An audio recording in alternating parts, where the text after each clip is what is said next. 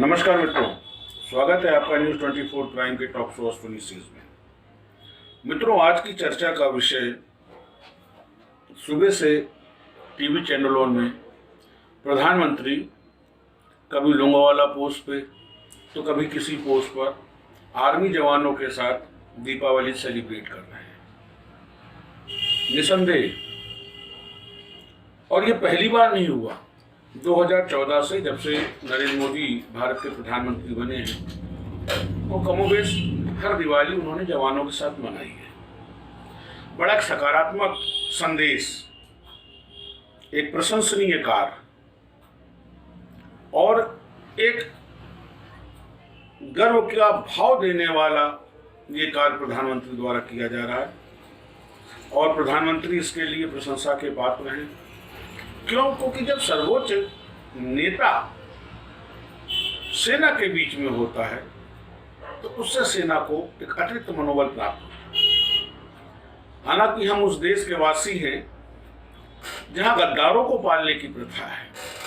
मैं ये बात इसलिए कह रहा हूं कि चाहे बालाकोट की सर्जिकल स्ट्राइक हो, यह भी चीन का मैटर हो, कई मुद्दों पे हर बार उन नेताओं ने जो हिंदुस्तान की कमाई का खाते हैं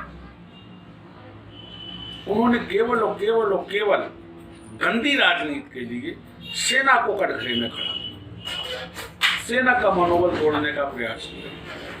साथियों, ये बड़ी निंदनीय है। मुझे याद आता है एक छोटा सा देश इजराइल, जहां हालात ये हैं तो वहां पर सब कुछ स्वीकार है, राष्ट्रद्रोह है, और एक हम हिंदुस्तान है जहां और कुछ स्वीकार हो न हो लेकिन राष्ट्रद्रोह स्वीकार है। हम उनका भी सम्मान करते हैं जो हमारी सेना का मनोबल तोड़ते हैं अपनी गंदी और स्वार्थपूर्वक राजनीति के लिए। साथियों, ये बड़ा गंभीर विषय है और ये विषय इसलिए भी गंभीर है कि इससे एक बड़ा नकारात्मक संदेश समाज में जाता है, सेना में जाता है, और जो हमारे पड़ोसी मुल्क हैं जो हमसे एक अदावत का भाव रखते हैं उनको एक बड़ा नकारात्मक संदेश जाता है कि भाई यहाँ के राजनीतिक स्वयं सेना को तोड़ने का काम कर रहे हैं। इस संस्था को, इस देश को, इस समाज को तो बड़ा सरलता से जीता जा सकता है। आवश्यकता है इस बात की। बड़ा नकारात्मक संदेश जाता है जब देश के राजनेता ही अपने स्वार्थ के देश की सेना का मनोबल तोड़, उनकी क्षमताओं पर प्रश्न चिन्ह लगाते हैं। याद करिए वो दौर जब 500 रुपए लेकर के कश्मीर में हमारे सेना के जवानों पे पत्थरबाजी होती। उस रिजीम में एक मेजर ने कुछ करने का प्रयास किया, उसने पत्थरबाज को जीप के दहाने पे बांधा, एक भी पत्थर नहीं चला। तो उस मेजर के इस कृत्य की बजाय प्रशंसा करने के उसके विरुद्ध कार्रवाई की गई। साथियों, इन किन देशद्रोहियों को हम पाल रहे हैं? क्या ये मिजाज होना चाहिए राजनीति का? और हर उस व्यक्ति के लिए एक चुनौती है जो कहता है कि हिंदुस्तान में लोकतंत्र है। हिंदुस्तान में लोकतंत्र नहीं, हिंदुस्तान में भीड़ तंत्र है, भेड़ तंत्र है, और हिंदुस्तान में गीदड़ तंत्र है।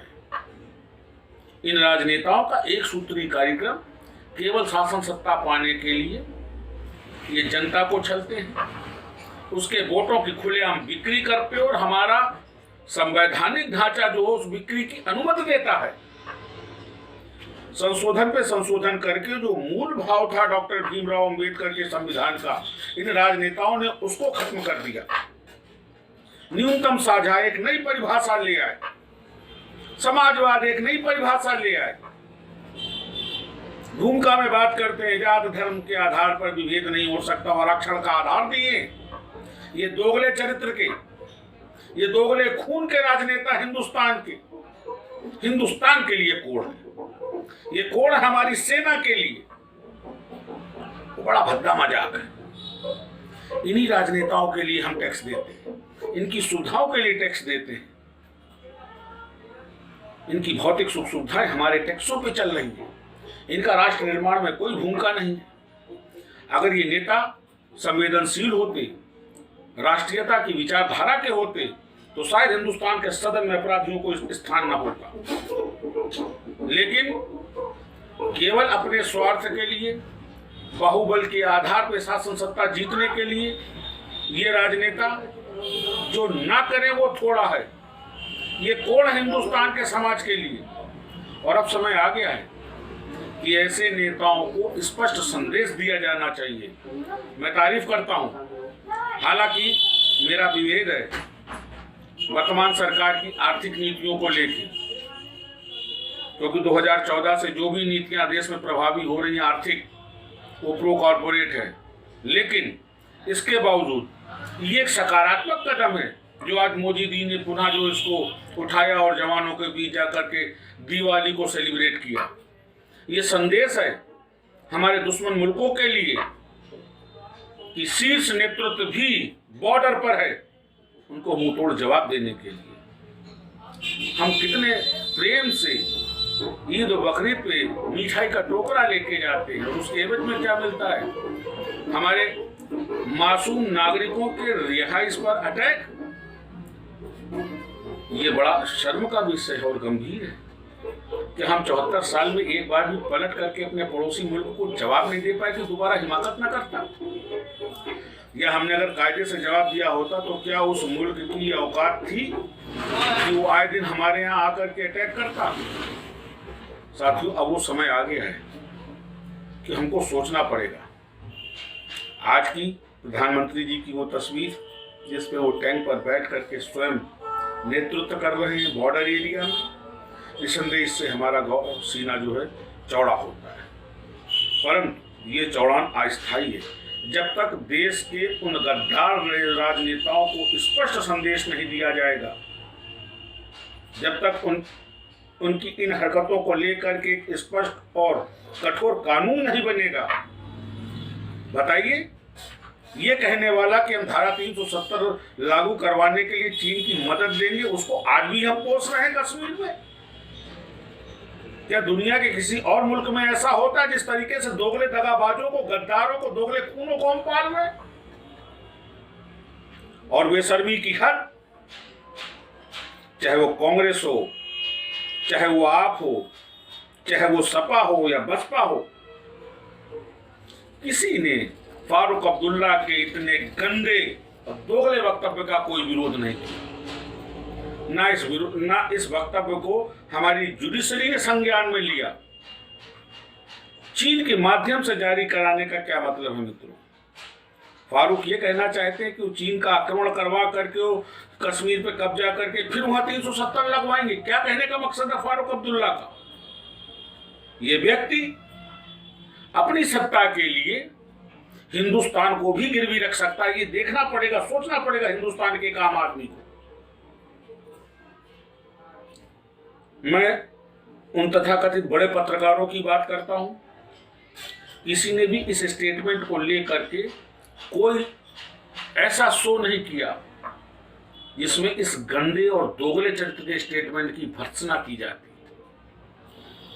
भाजपा के अतिरिक्त चाहे वो सीपी हो, चाहे एनसीपी हो, चाहे कांग्रेस हो, चाहे शिवसेना हो, बाला साहब ठाकरे की शिवसेना, हिंदू सम्राट जो आज नाच रही है कांग्रेस और एनसीपी के इशारों पर, जिसने अपनी अस्मिता गिरवी धर दी है केवल एक व्यक्ति की शासन लोलुपता के लिए,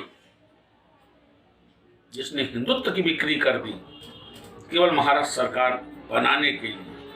किसी के मुंह से ये आवाज नहीं निकली कि किस मिजाज से फारूक ने इस बात को कहा और क्यों कर कहा, और उसके बाद ऐसा व्यक्ति हिंदुस्तान की धरती पर कैसे है। आवश्यकता है इन विषयों पर गंभीरता से विचार करने की। इस वीडियो के माध्यम से मैं निवेदन करना चाहूंगा भारत सरकार को कि ऐसे विचार के लोगों को अविलंब देश निकाला दिया जाए या इनके लिए इतना कठोर कानून बने। ये आतंकवादियों से भी ज्यादा खतरनाक लोग हैं। अभिव्यक्ति की स्वतंत्रता के नाम पर इस चीज को इजाजत नहीं दी जा सकती और न दी जानी चाहिए। कोई भी अभिव्यक्ति, याद है आपको जेएनयू, हिंदुस्तान तेरे टुकड़े होंगे इंशाअल्लाह। हमारे देश के टुकड़े करने वालों को हम पाल रहे हैं। ये अभिव्यक्ति की आजादी नहीं है और ना ये अभिव्यक्ति स्वीकार है।